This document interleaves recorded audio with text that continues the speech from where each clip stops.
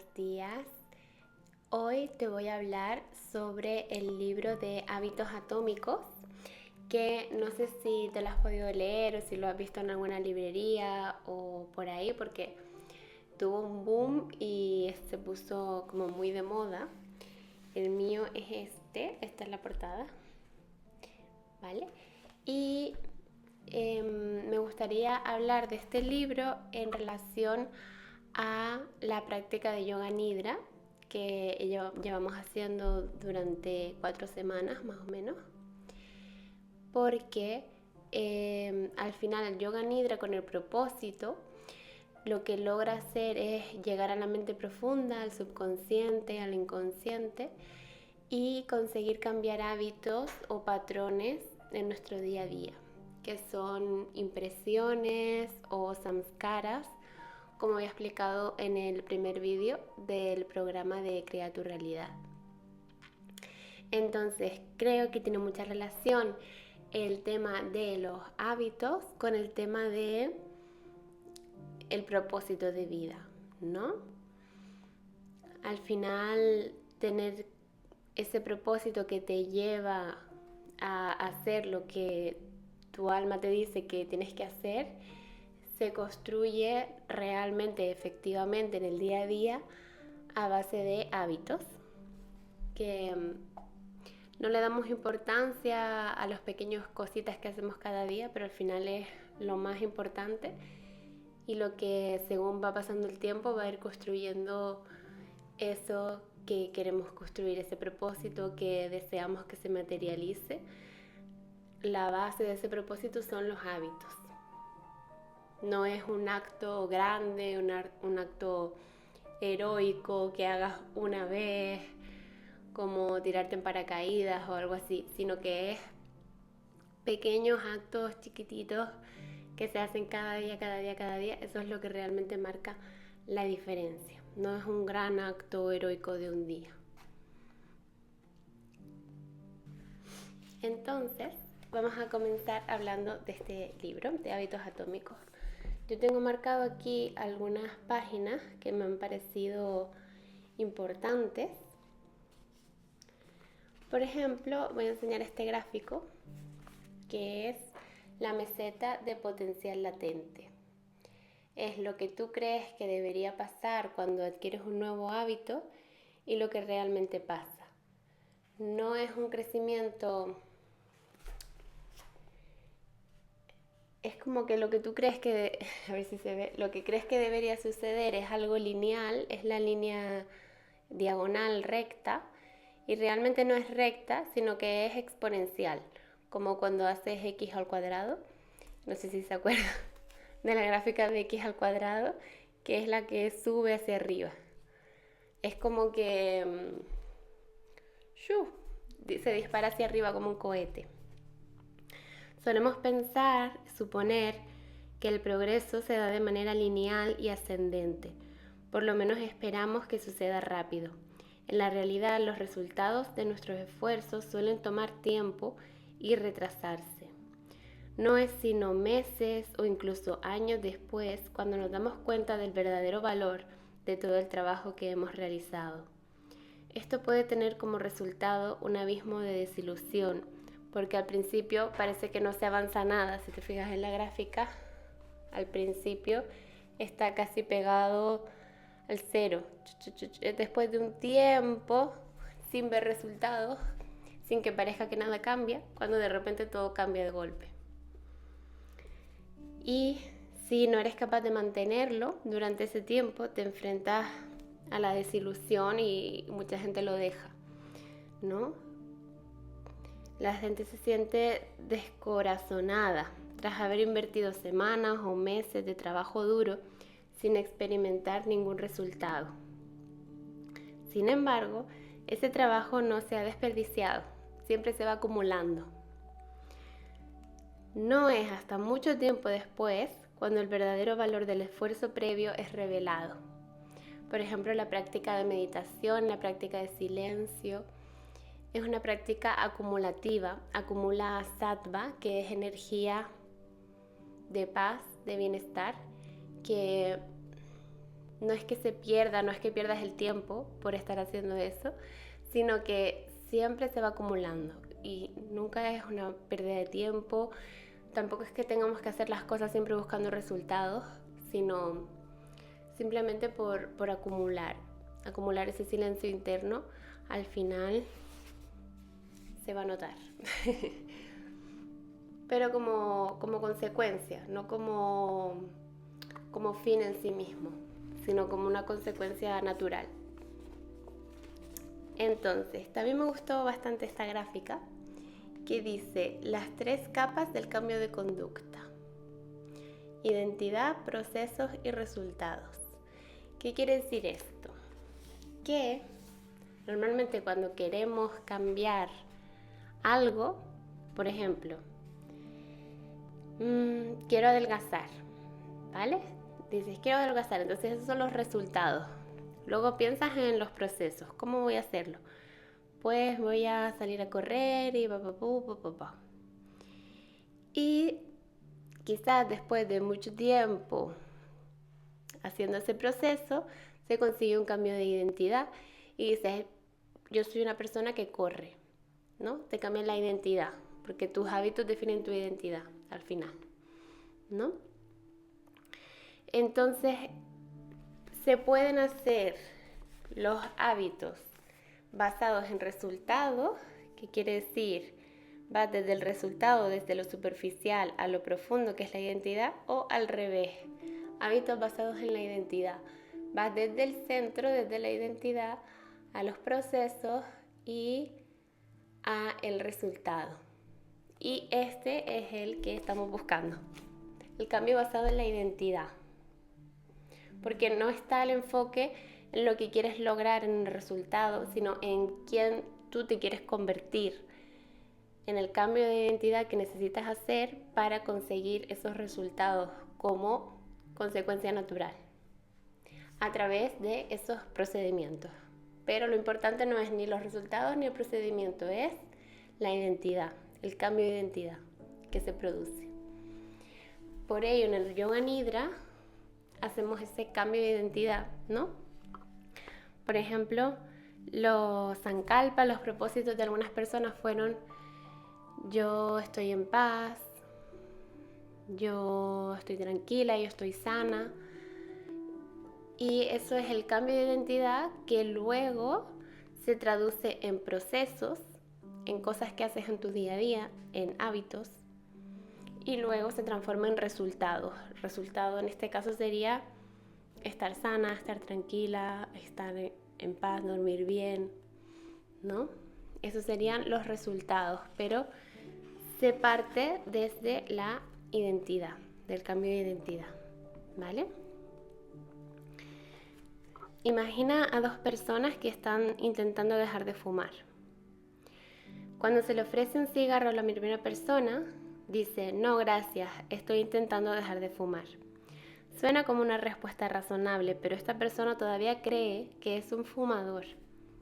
Ahí está el cambio de identidad. Yo todavía tengo eso en mi identidad. Todavía creo que soy un fumador. Y entonces estoy tratando de llegar a ser una persona distinta, pero todavía no me lo creo del todo. Está esperando que su conducta cambie mientras sigue manteniendo las mismas creencias. Las creencias son la base de todo. Mientras que hay otra persona que rechaza el cigarrillo y dice: no, gracias, no soy fumador, o ya no soy fumador. Ahí está el cambio de identidad. Ya no soy eso. Esa pequeña diferencia hace que se vea ese cambio en la identidad, porque fumar era parte de la vida de la persona que yo era antes. La persona que yo era antes era fumadora, era sedentaria, era quejica, era víctima, era pero ya no soy eso. Ya no soy eso. Entonces, como no soy eso, hago otros hábitos, otros procedimientos y tengo otros resultados en mi vida. Ya no me concibo a mí misma como fumadora, en este ejemplo, ¿vale?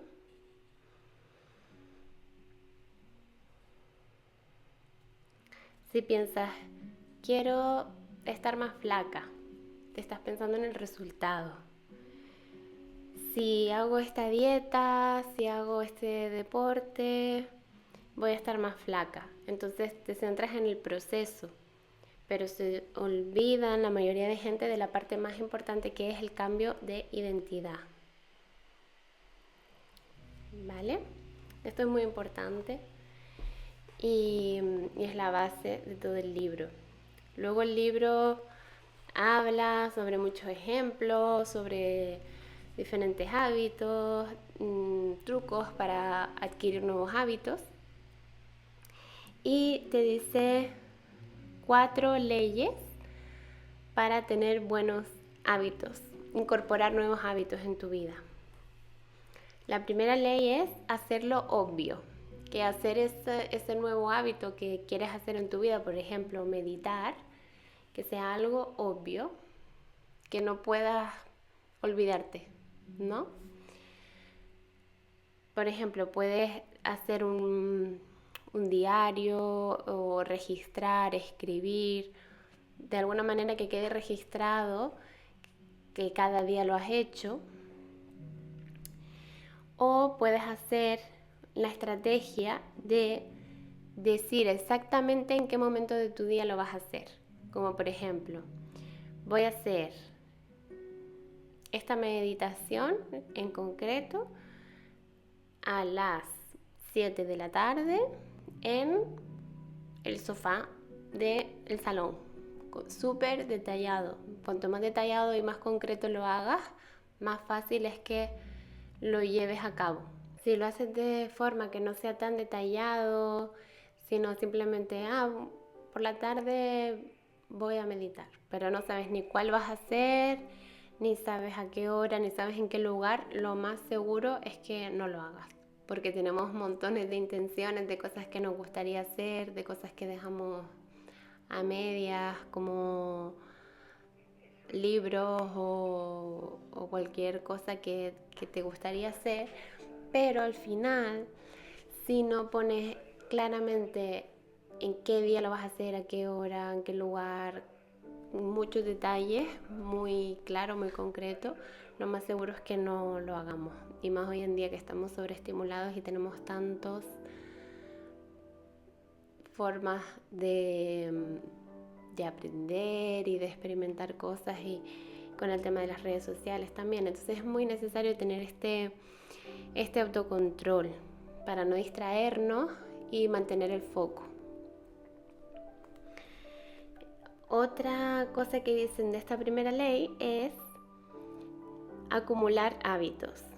Quiere decir que es mucho más fácil si tú incorporas un nuevo hábito después de uno que tú ya tengas incorporado. Por ejemplo, lavarse los dientes por la noche.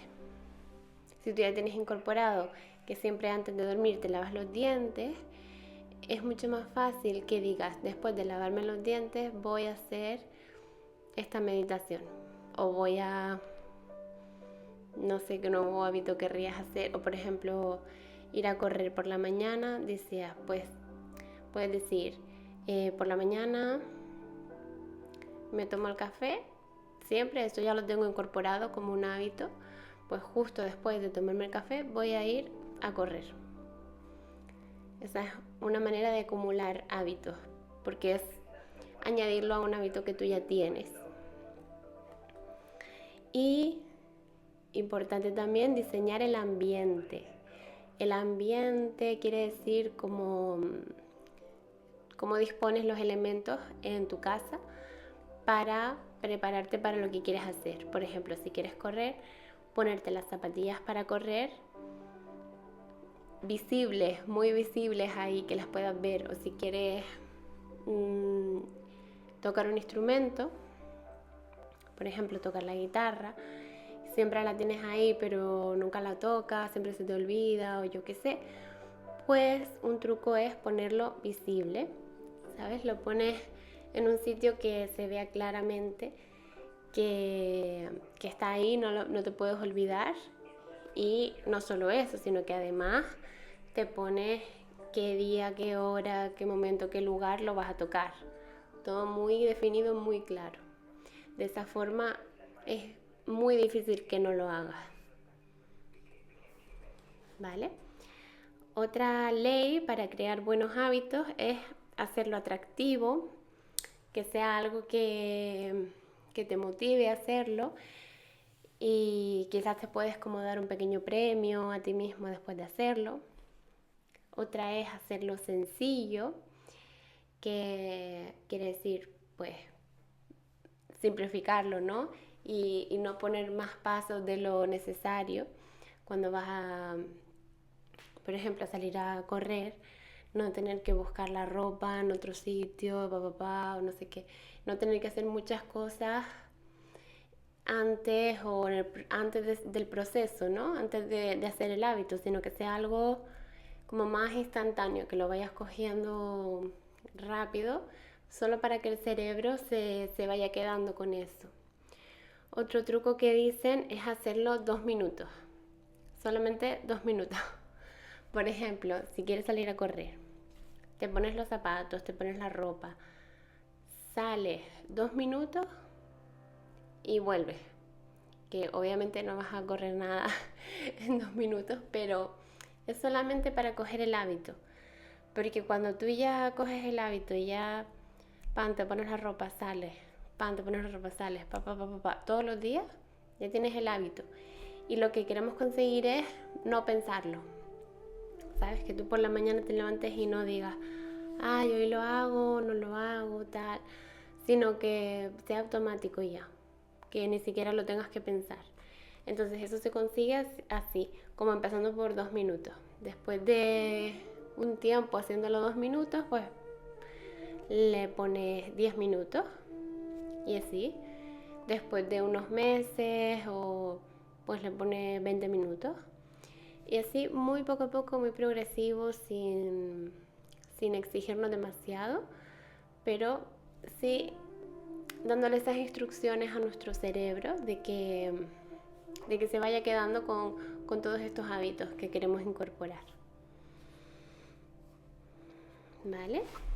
Y luego también dice, esto me pareció curioso, que un tip para crear nuevos hábitos buenos sería imitar a los poderosos. Si hay alguien que tengas como referente que te gusta su estilo de vida o lo que ha conseguido, pues puedes imitar sus hábitos, imitar su estilo de vida, y eso también te hará hacer más fácil, te facilitará un poquito esa incorporación de nuevos hábitos, ¿no? Dice que todos los seres humanos persiguen el poder, el prestigio y el estatus. Nos gustan las medallas en nuestras chaquetas. Queremos tener títulos, queremos reconocimiento y elogios. Esta tendencia puede parecer vana, pero sobre todo es una medida inteligente. Históricamente, las personas con mayor poder y estatus tienen acceso a más recursos. Se tienen que preocupar menos por su supervivencia y suelen ser parejas más atractivas. Naturalmente nos sentimos atraídos hacia los comportamientos que nos permiten ganar respeto, aprobación, admiración y estatus. Esta es una de las razones por las que tanto nos importan los hábitos de las personas altamente efectivas y tratamos de imitar el comportamiento de las personas exitosas, porque nosotros también deseamos tener éxito. Muchos de nuestros hábitos cotidianos reproducen los hábitos de gente que admiramos. Sí, por eso tanto en las redes sociales se puso tanto de moda el morning routine, como lo que hace la gente exitosa por la mañana cuando se levanta. Y al final, todo ese tema de los influencers, ¿no? Que influencian porque son como personas exitosas que la gente querría imitar, porque al final muy inconscientemente es una forma de supervivencia, de saber que vas a tener más recursos, que vas a poder vivir mejor. También dice, ¿cuánto tiempo toma desarrollar un nuevo hábito? Dice que la importancia no es que te salga perfecto al principio. Obviamente al principio te va a salir mal, muchas veces vas a fracasar. También consiste en perder ese miedo al fracaso, que al final no es fracaso, sino que todo el mundo que ha hecho algo al principio lo ha hecho mal. La única diferencia es que hay gente que le sale mal y lo deja, y hay gente que le sale mal y sigue intentándolo, ¿no? Entonces, dice que la clave para dominar un hábito es empezar con la repetición, no con la perfección. Cuanto más repitas una actividad, más cambiará tu estructura cerebral para volverse eficiente en esa actividad. Al principio, en hacer algo, te pasarás mucho tiempo, ¿no? Por ejemplo, si para cocinar, ¿no? Si hago una receta, la primera vez que la hago me voy a pegar como 30 minutos solo para preparar los ingredientes y hacer algo mínimo. Y cuanto más la haga, más la tenga incorporada, mi cerebro va a buscar como formas más eficientes de hacerlo, va a buscar ahorrar tiempo, ahorrar energía. Entonces, cada vez tardaré menos. La receta que antes tardaba en hacer media hora, ahora la hago en 10 minutos, ¿no? Y así con todo, con correr, con todo, ¿no? Solo es repetir y al final el cerebro va buscando la mejor forma de hacerlo a base de prueba y error, ¿no? Es muy importante el tema de la práctica activa. Por ejemplo, aquí pone un ejemplo de unos estudiantes. Había como 2 clases hablando sobre cómo hacer buenas fotografías y así. Y en una clase solamente teorizaron de cómo sería la fotografía perfecta y tal. Mientras que en otra clase se decidieron a actuar y a tomar toneladas de fotografías. Y se notó muchísimo que un grupo, el que hizo la práctica activa, mejoró realmente sus capacidades fotográficas, mientras el otro, que solamente era un aprendizaje pasivo, que era teorizar, hablar sobre cómo sería, pero no hacer nada en realidad, no mejoró en nada sus capacidades fotográficas, ¿no? Y es un ejemplo porque eso pasa con todo, ¿no? Todos los hábitos siguen una trayectoria semejante que va de la práctica esforzada a las conductas automáticas. Quiere decir que al principio necesitas esfuerzo, necesitas mucho esfuerzo para hacer un nuevo hábito hasta que se convierte en una conducta automática. La automaticidad es la habilidad de realizar una conducta sin tener que pensarla, como por ejemplo cuando conduces de casa al trabajo, que ya lo haces automático, ¿no? Lo haces sin pensar en cada paso que haces, en la marcha que pones, en el pie que pisas. Eso ocurre cuando la mente inconsciente está a cargo. Y eso es lo que se pretende conseguir con estas repeticiones, ¿no? Al final un cambio de hábitos se consigue o por algo muy fuerte que te haya pasado, ¿no? Que te haya marcado emocionalmente, o por muchas repeticiones, repetir. No hay otra. Entonces aquí también hay una gráfica que dice automaticidad y repeticiones. Cuanto más repitas, más automático se vuelve el hábito.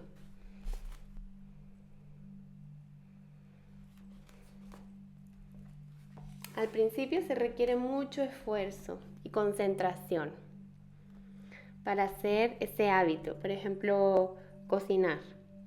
Después la acción se vuelve más sencilla, pero todavía requiere de tu atención consciente. Necesita que estés atento a lo que estás haciendo. Mientras que después que pasa un tiempo, con suficiente práctica, el hábito se vuelve más automático que consciente.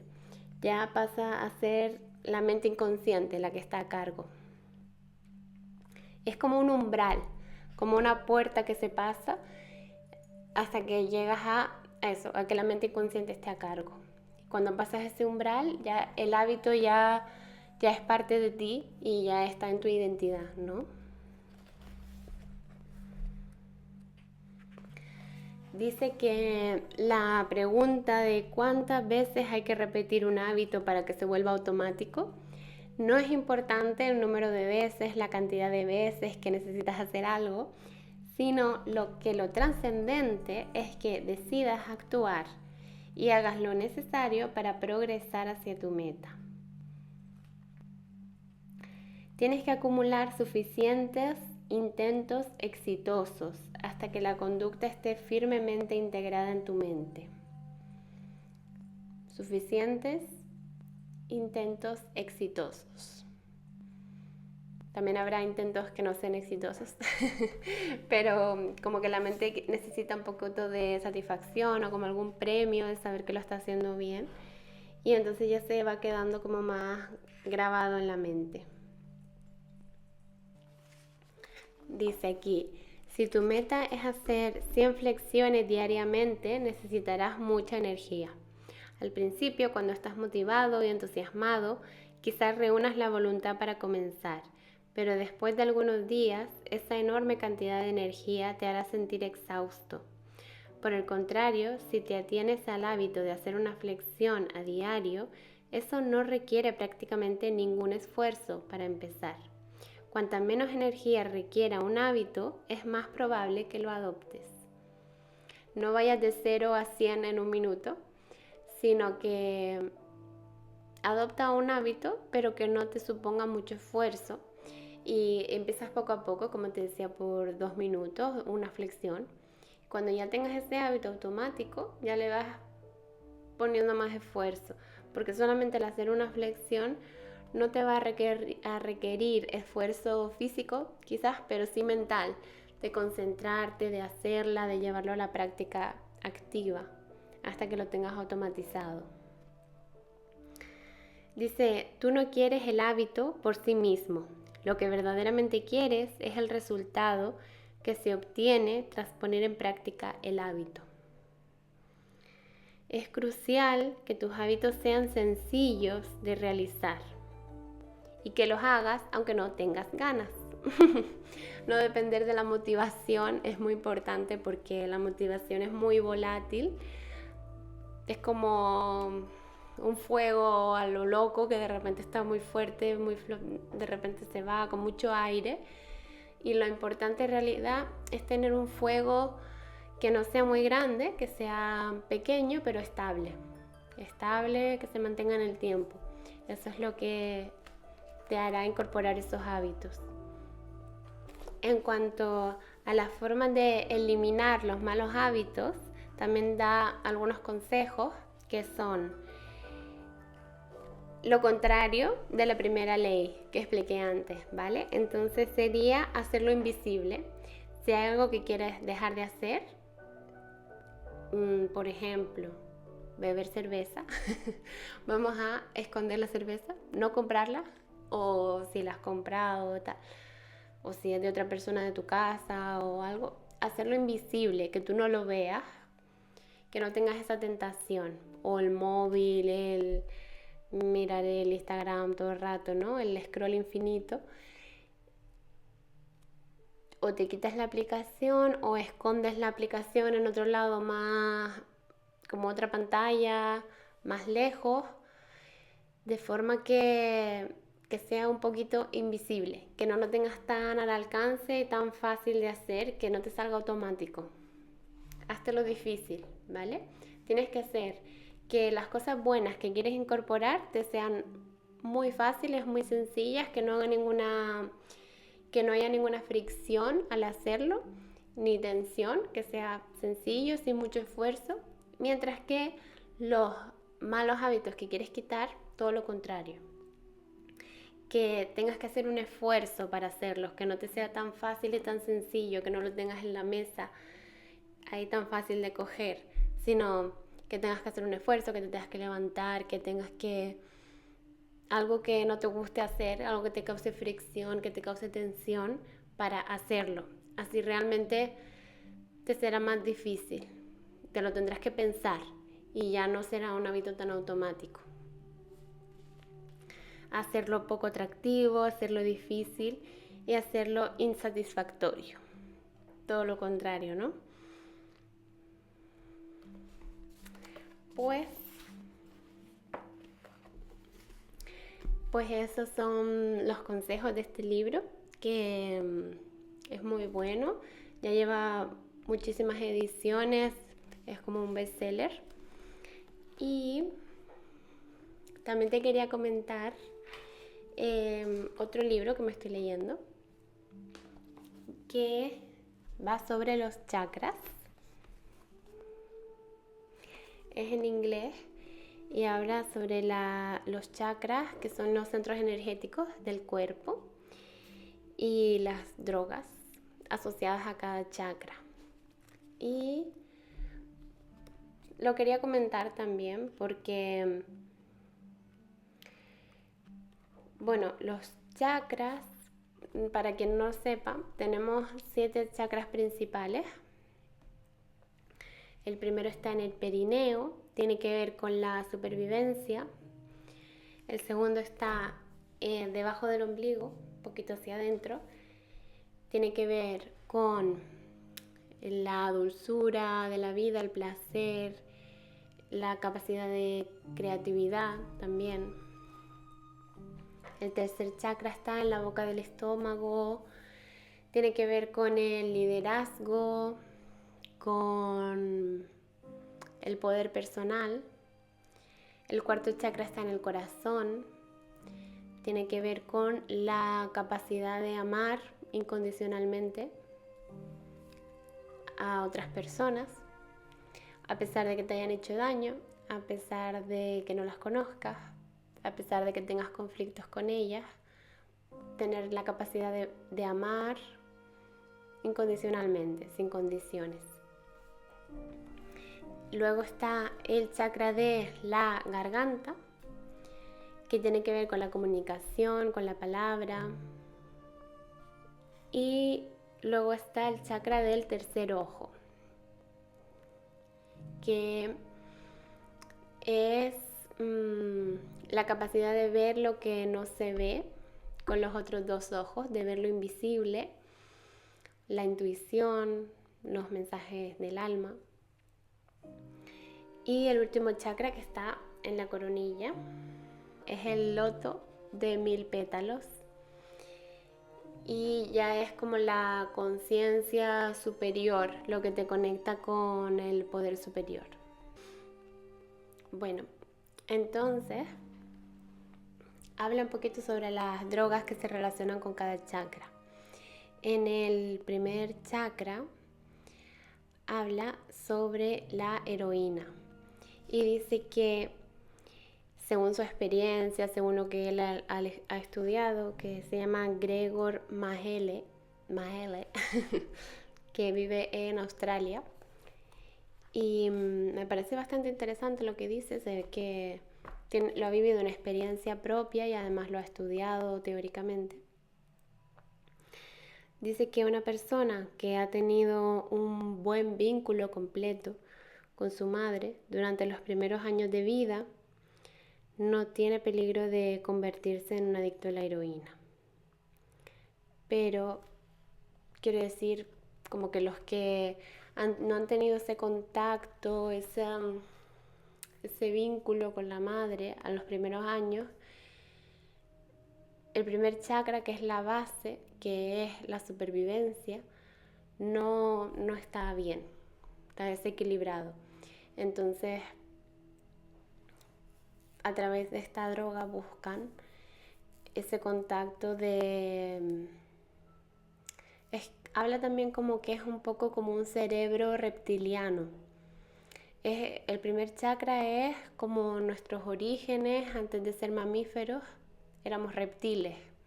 Entonces es un poco como ese reptil de sangre fría que no tiene empatía, que no tiene nada. Es como que está vacío por dentro y eso, como un ser de sangre fría. Un poquito así sería ese tipo de persona, ¿no? Que están muy, que tienen, todavía no ha desarrollado ni siquiera el primer chakra.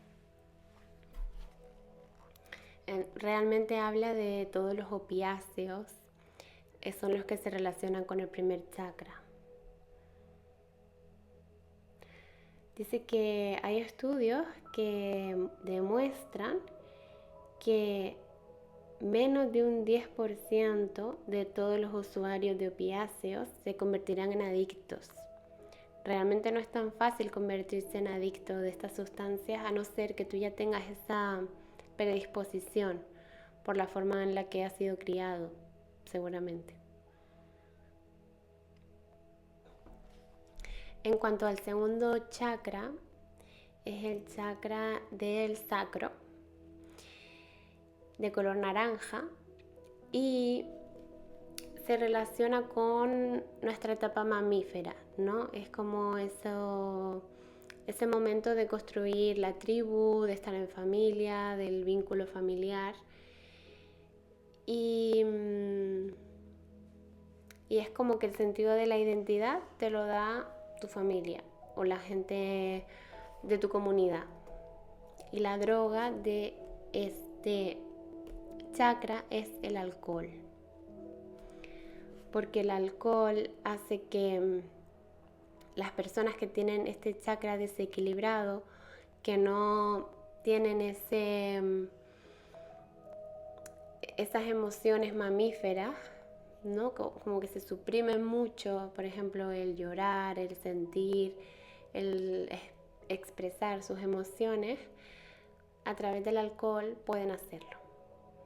El alcohol es la droga que es líquida, entonces se relaciona con los líquidos del cuerpo, también asociados con este chakra. Las lágrimas, por ejemplo, las lágrimas que no me permito soltar son las lágrimas que me bebo a través del alcohol. También habla de que el chakra del sacro, el segundo chakra, nos abre a la emoción colectiva, nos permite dejarnos llevar un poco por lo que está pasando a nuestro alrededor, como eso de cuando te influencia el estado de ánimo de la gente que está cerca de ti. Esto tiene que ver con el segundo chakra, entonces también como de cuidar el entorno, las compañías, o bueno, también habla de que cada ciudad tiene su propio forma de ser, forma de estar, de las personas que están ahí, forma de pensar. Por ejemplo, Nueva York o Tokio o México son ciudades muy diferentes y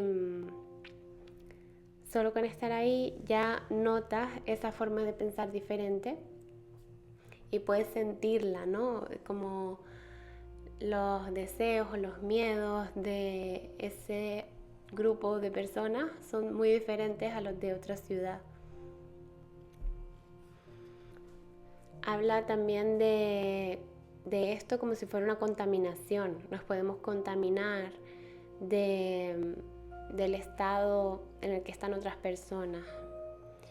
Sobre todo esto ocurre más cuando hablamos de familia o de amigos, ¿no?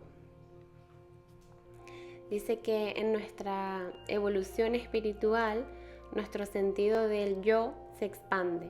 En el primer chakra, el yo es solamente nuestro cuerpo, más como reptiles, ¿no? En el segundo chakra, en el que estamos ahora, somos más como mamíferos. Entonces, en lo que soy yo, no es solo mi cuerpo, sino que es mi familia y mi clan. Luego será nuestra tribu, nuestra nación. Ya en el tercer chakra será nuestras ideas políticas, nuestras ideas religiosas, nuestro partido de fútbol, nuestro equipo de fútbol favorito, etcétera, ¿no? Pero nuestro sentido del yo, del quién soy, se va expandiendo a medida que vamos subiendo por los chakras hacia arriba. En el chakra del corazón nuestro sentido del yo sigue creciendo y recoge a toda la humanidad.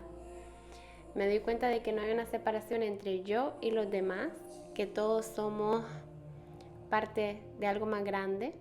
Y entonces el chakra del corazón es el que te abre el paso hacia los chakras superiores, ¿no? Es importante meditar en el chakra del corazón. Es el chakra humanoide, le llama aquí. Luego, el chakra de la garganta incluye no solo a todos los humanos, sino a toda la vida. Toda la biosfera, todo el planeta, animales, plantas, todo, minerales, todo es parte de la misma energía, no solo los humanos, ¿no? Eso sería ya el chakra de la garganta. El chakra del tercer ojo, en el entrecejo, expande nuestro sentido del yo hasta una inteligencia cósmica. Es como una inteligencia superior que ordena todo y que se expresa a través de toda la creación. Es como darse cuenta de que hay una inteligencia mucho más mayor que cualquier creación que haya en este mundo, que es la que ha creado todo esto y que ha puesto un poquito de sí en cada ser, en cada planta, en cada animal, en cada todo. Pero es expandir nuestro sentido del yo hasta esa conciencia cósmica, por llamarlo de alguna manera. Y el último chakra es expandir tu sentido del yo hasta esa conciencia plena, total, donde no hay dualidad, donde es como algo muy...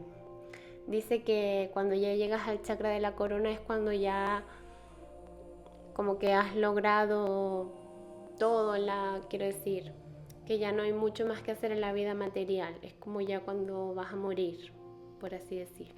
Entiendo yo.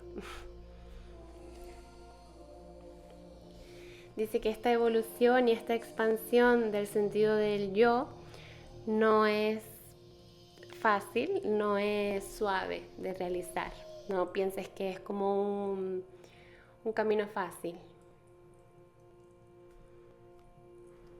Porque tenemos que sentir, como sentimos esa conexión con todos los seres, quizás con todos los humanos o con todo el planeta, también sentimos el dolor colectivo. El dolor colectivo que todos los seres alguna vez han sentido. También llamado como la noche oscura del alma de San Juan de la Cruz. Habla de que hay momentos en que nuestro estado de evolución es cuando duele estar vivo. Ese momento en el que solamente estar vivo ya causa dolor. En estos casos el alcohol se ofrece como una solución fácil, legal también, porque contrae nuestro sentido del yo, lo contrae, en vez de ya estar por los chakras superiores, que ya sientes el dolor colectivo también, pues al tomar alcohol vuelves al segundo chakra y vuelves a sentir solo tu sentido del yo se contrae y ya es solamente yo y mi comunidad o mi familia, mi clan. Se contrae el sentido del yo para lo bueno y para lo malo, ¿no? Es como que todo se vuelve más simple de nuevo, aunque sea por un corto periodo de tiempo, pero todo vuelve a simplificarse.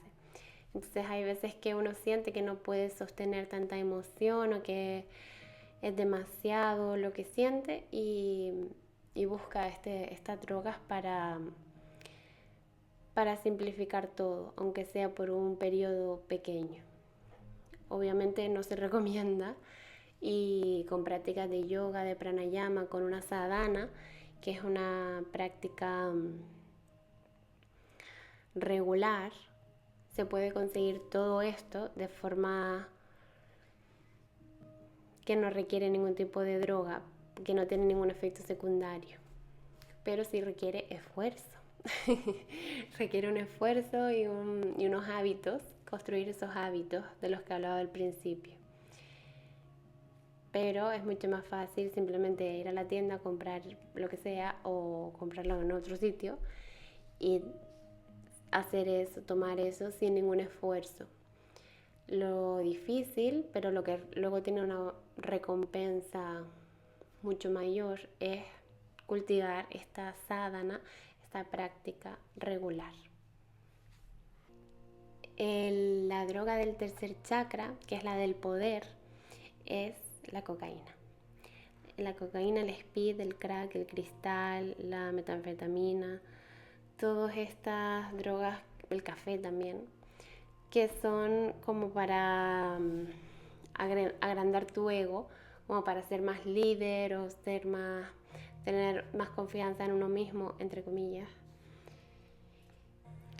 Para una persona que solo ha llegado a realizarse hasta su tercer chakra, su sentido de autorrealización será liderar, coercionar, manipular a otras personas, conseguir lo que quiere por cualquier medio o extraer, ¿no?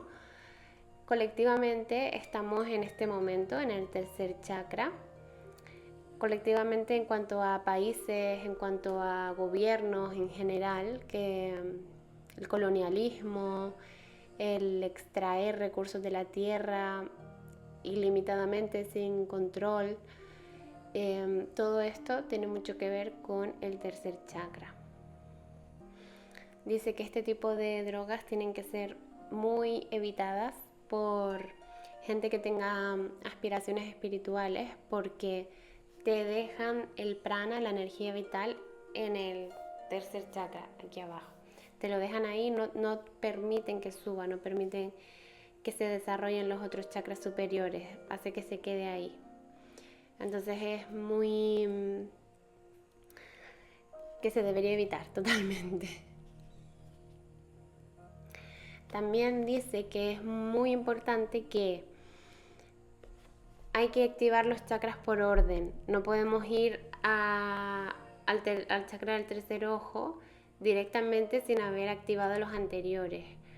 Por ejemplo, en los hombres es muy común lo que decía antes de reprimir el llorar, por ejemplo, ¿no? Porque culturalmente se ha dicho que los hombres no lloran, etcétera, ¿no? Entonces es importante que los hombres desarrollen el segundo chakra, ¿no?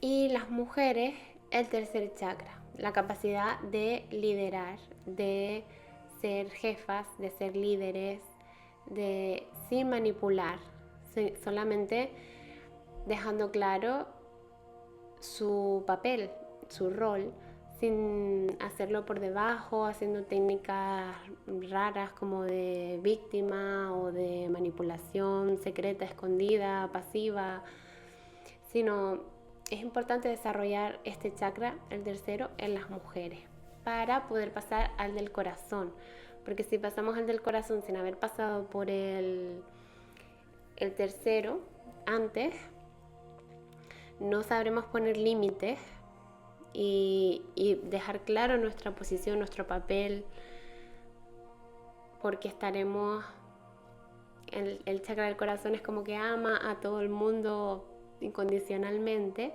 a todos los humanos, y eso no es sano si no has desarrollado antes la capacidad de poner límites, porque hay gente que puede abusar, ¿no? También comenta que en el tercer chakra hay mucho de los otros, ¿no? Como de nosotros somos una cosa, nosotros los de derecha, nosotros los católicos, nosotros los del Barça, somos tal y los otros son otra cosa, ¿no? Hay mucho de eso, de nosotros y los otros, o los inmigrantes, o los ¿no? Mientras que el cuarto chakra reconoce que todos somos lo mismo, que todos somos humanos iguales. Entonces, ahí también podemos ver la diferencia y verlo en cuanto a gobiernos también, en cuanto a partidos políticos.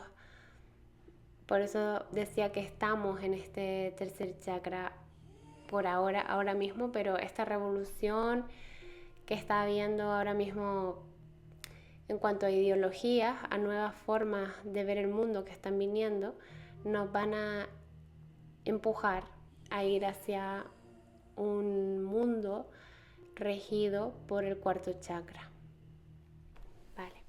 Aquí me gustó esto que explicó de que si vamos directamente al chakra del tercer ojo, por ejemplo, al tomar alguna droga alucinógena, sin haber activado antes los chakras anteriores, es peligroso, muy peligroso, porque puede llevar a psicosis, a paranoia, etc.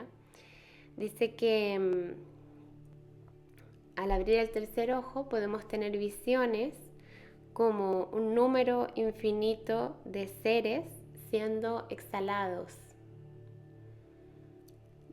llegando a la existencia mediante Brahman o Purusha, que es la conciencia universal, la que ha creado todo, ¿no? Esa conciencia infinita, cósmica. Cuando abres el chakra del tercer ojo, puedes ver como esta conciencia inhala y exhala, como los humanos, como los animales, ¿no? Como las plantas. Entonces dice que se puede ver como al exhalar suelta creaciones, que son como los seres que salen, que están en la tierra, ¿no? Llegan a la existencia. Y esta conciencia infinita, esta realidad profunda, también inhala. Y al inhalar se lleva a un gran número de seres también, ¿no? Son reabsorbidos a la fuente de donde todo salió. Cuando tu chakra del corazón está abierto,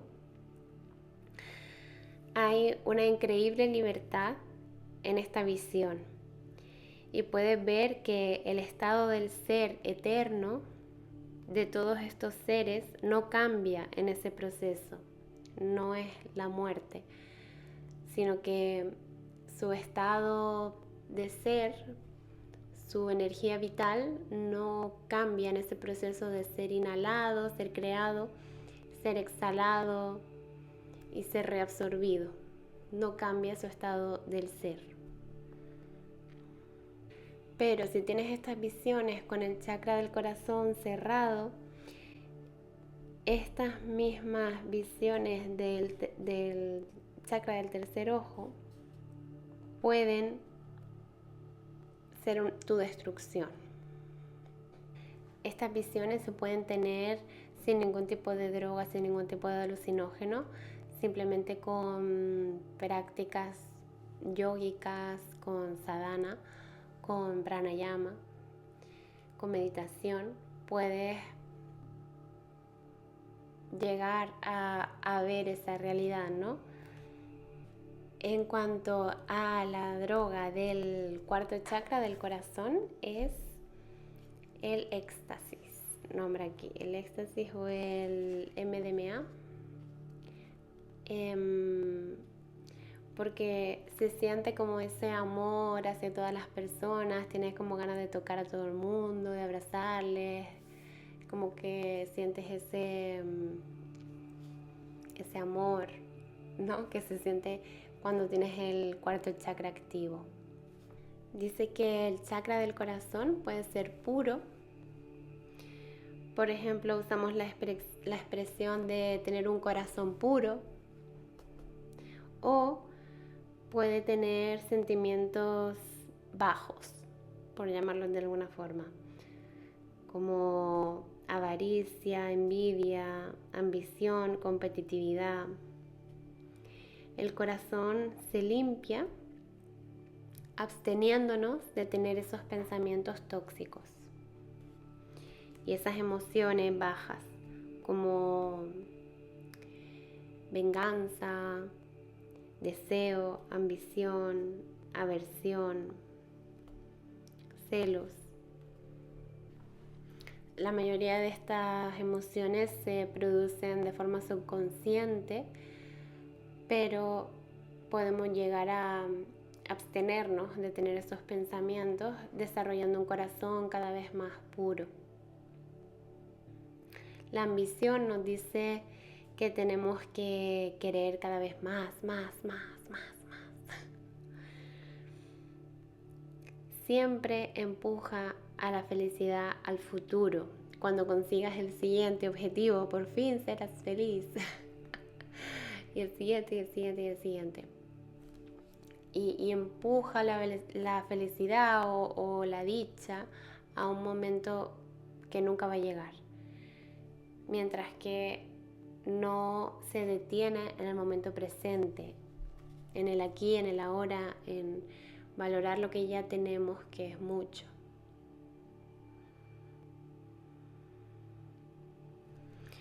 Un corazón envenenado por la ambición nunca será feliz.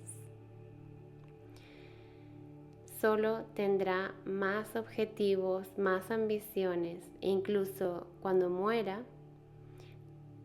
estará deseando que llegue un futuro distante cuando todas sus ambiciones por fin serán resueltas.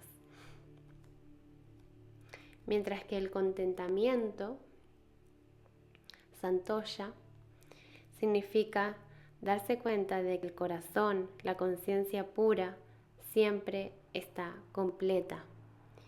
No hay ambición en un corazón puro.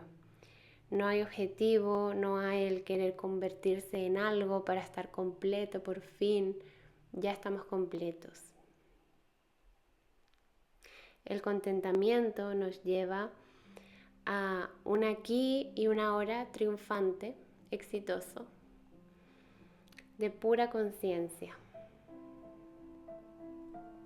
Me gustó esto que nombró de Thich Nhat Hanh, que es el monje budista que se hizo muy famoso, que ha escrito libros, es muy bueno, que dice que el siguiente Buda que vendrá en nuestra civilización no va a ser una persona, ya no se trata de una sola persona que es un líder espiritual o un gurú, ya no va a pasar eso, sino que va a ser la Sangha, la comunidad de practicantes como un todo.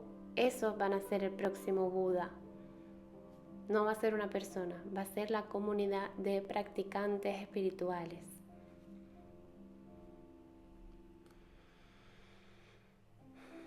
Si nos movemos como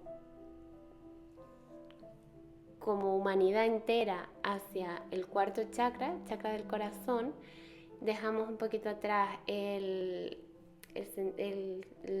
mamífero, ¿no? Eso de mi familia, mi clan, mi grupo, y el tercer chakra, que es de mi país o mi comunidad, un grupo pero un poquito más grande. Si vamos al cuarto chakra, y es que todos los humanos estamos dentro del mismo grupo, pues se cae un poquito la idea del gurú, ¿no? Del ese que lo sabe todo, que Se cae un poquito esa adoración por una persona, porque si todos somos iguales y una persona sabe mucho de algo, otra persona sabe mucho de otra cosa, ¿no? Hoy en día estamos todos muy especializados en un tema.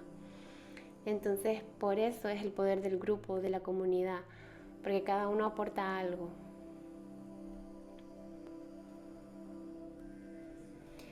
Si estamos guiados por los chakras más bajos, vamos a buscar a un líder que nos guíe de forma segura, como si fuéramos ovejitas y él fuera nuestro pastor. Porque al final los gurús o este tipo de personas son personas también, ¿no? También tienen sus propios deseos, sus propios intereses y sus propios dramas. Y seguramente eso, están buscando admiración, atención, querer ser vistos y querer ser amados por un gran número de gente, como una estrella del rock o como un actor. Y entonces aquí dice que ese tipo de jerarquía lineal, en una dimensión como del líder al seguidor, como lineal y unidireccional, ya se está perdiendo, como que ya no tiene mucho sentido. Tiene más sentido una relación horizontal en el que todos los miembros valen lo mismo, todos son lo mismo, ¿no? Este es el nuevo paradigma que se está viniendo y que es realmente urgente en cuanto al ecocidio que está habiendo, ¿no? De la matanza al planeta, la biodiversidad que está habiendo. Es necesario este cambio de paradigma, de dejar atrás esas formas de liderar que había antes y de dividir la autoridad, de todos tenemos autoridad, no solamente el líder, todos pueden tener su autoridad porque todos sabemos. Dice que la vida y la sociedad moderna se ha vuelto demasiado complicada para que una sola persona tenga todas las respuestas, o para que la humanidad esté dividida en dos castas, como los iluminados y los no iluminados. No va así la cosa. ¿Qué podemos hacer para recibir lo divino? Escuchar, sentirlo y volvernos un vehículo, un canal de lo divino. Empieza por ver lo divino en los ojos de cada persona que conoces. Cuando miras a los ojos a alguien puedes ver que les cuesta, les causa quizás rechazo o esfuerzo ser ese canal de lo divino. Y entonces si tú lo puedes ver en ellos desde fuera, quizás para ellos es más fácil verlo también. Y empieza eso, sobre todo a verlo en los demás, no a verlo tanto en ti mismo, porque al verlo en uno mismo, como ver la divinidad en mí, uno se empieza a creer que es el gurú también y empiezas a volver al paradigma de antes. Entonces no es centrarse tanto en uno mismo y en lo divino que hay en mí, sino en lo divino que hay en los demás, en cada persona que conozco. Veo lo divino en ellos y se los hago ver. Sobre todo eso, dar amor, compasión a los demás y construir entre todos ese nuevo gurú comunitario que ya no va a ser una persona y ya no va a ser los que sabemos más, los que estamos más iluminados, los que no, los que somos más espirituales y los que no, sino que ver que todos lo somos. Cuando el chakra del corazón se active colectivamente, todavía habrá profesores espirituales, pero su foco estará en que su conducta refleje su enseñanza.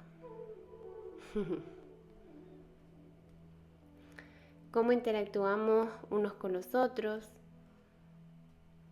¿Qué acciones hago en mi día a día? ¿Soy coherente con lo que digo, con lo que hago? Eso es realmente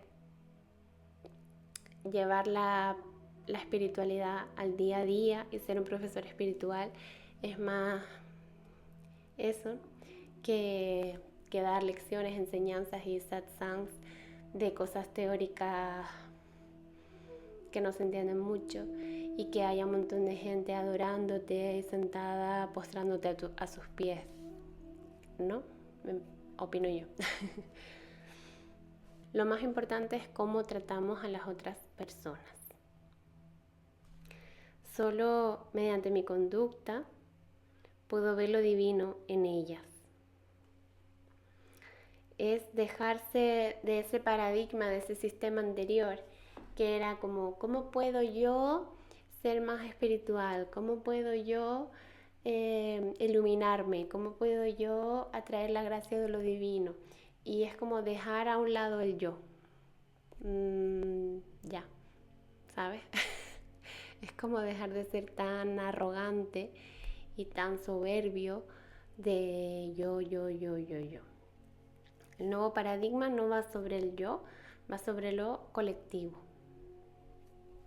El chakra de la garganta, el siguiente chakra, la droga que va con este chakra son los alucinógenos, como las setas mágicas, por ejemplo. Con la activación del chakra de la garganta podemos realmente entender visceralmente que toda la vida en la tierra nos nutre y nos apoya, y esto es básico para el ecosistema, ¿no? Si podemos darnos cuenta de esto, empezaremos no a tratar al mundo como el sitio donde podemos explotarlo y hacer lo que queramos. Empezaremos a tratar al mundo como una extensión de nosotros, como a nosotros mismos. No nos haríamos daño a nosotros mismos, tampoco deberíamos de hacer daño a la tierra, no solo a las otras personas, sino animales, plantas, minerales, todo. Es la suma total de todos los organismos. Realmente no tiene sentido que el ser humano destruya su propia casa, pero lo está haciendo. Y no tenemos otro sitio donde ir, y tampoco todas esas cosas de irse a otro mundo, o irse a un búnker, o no sé. No hay necesidad de todo eso, solamente es cambiar el paradigma, la forma de ver las cosas, la forma de entender el mundo y saber que se puede vivir de otra manera, se puede hacer de otra forma, porque se llevaba haciendo así miles y millones de años, hasta hace como unos 1000 años o así, que ha empezado el colonialismo, todo esto, ¿no? Toda esta expropiación y saqueo, pero los indígenas y los pueblos originarios han vivido de otra forma durante millones de años, y se puede hacer de otra forma. Solamente eso, es necesario hacer ese cambio de paradigma, porque realmente esta es nuestra casa y no somos unos organismos que nos adaptemos mucho a los cambios. Cuanto más evolucionado es un organismo, menos se adapta a los cambios. Comenta aquí que, por ejemplo, una medusa que puede vivir en el lago Titicaca en los Andes a 3500 metros de altura, y también puede vivir en la depresión más profunda del océano, bajo muchísima presión de agua encima,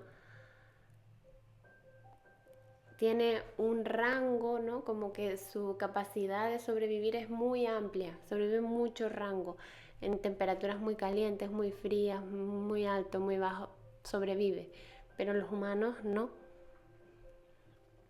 Somos una especie que es muy frágil, y por los últimos 400 años nos hemos olvidado, nos hemos pensado que somos la cumbre, la corona de la creación, que somos lo más perfecto del mundo, que vamos a sobrevivir a todo, y no es así.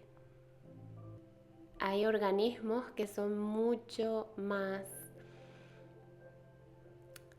menos frágiles que nosotros y que sobrevivirían a muchísimos cambios, sobre todo los microbios, pero nosotros como especie no aguantaríamos ni siquiera los cambios de temperatura que van a haber. Entonces es muy necesario hacer este cambio. Aquí habla de las religiones que están basadas en el cielo, como que el Dios está en el cielo, y hay otras religiones que están basadas en la tierra, como que lo divino está en la tierra. Y sobre todo las indígenas están más basadas en la tierra, y las que son un poquito más recientes están más basadas en el cielo. En cuanto a las religiones basadas en la tierra, de ahí podemos reconocer a los chamanes. Los chamanes realmente son los chamanes los que toman las sustancias como la ayahuasca, el peyote, San Pedro.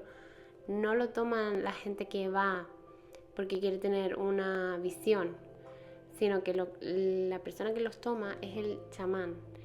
El chamán toma esas sustancias para ayudar, porque él es el que conecta con la conciencia superior. Él es el que conecta y ayuda a equilibrar a otra persona o a un área, a la tierra también. Entonces ellos ven a las plantas, los animales y los microbios como guías espirituales. Esto para nuestra cultura es difícil de entender, sobre todo porque venimos de una cultura basada en la agricultura, en la industria, que se ha acelerado muchísimo en los últimos 400 años. Y sobre todo desde los años 60 ha habido una aceleración increíble en todo esto que necesita ser desacelerada. Al abrir el chakra de la garganta, podremos experimentar la sabiduría espiritual de los animales, de las plantas, de los microbios, y podremos coexistir y co-crear con ellos como una unidad. Por ahora he llegado hasta ahí en el libro. Ya haré otro vídeo explicando sobre el chakra del tercer ojo, y la droga asociada, que es el LSD, y el último chakra, que es el de la coronilla, y más cositas. Pero bueno, este es el libro, está en inglés, y nada, eso era lo que les quería comentar por hoy. Gracias.